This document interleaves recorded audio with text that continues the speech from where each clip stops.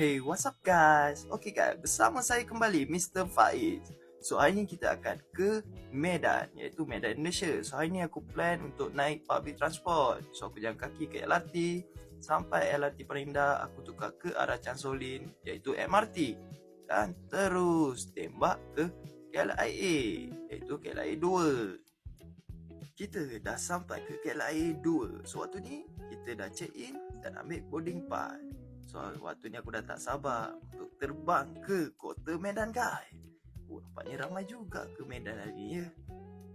Okay guys, kita telah sampai ke Airport Kuala Namu. Jadi inilah Airport Kuala Namu. So selepas ini kita akan ambil motor dahulu.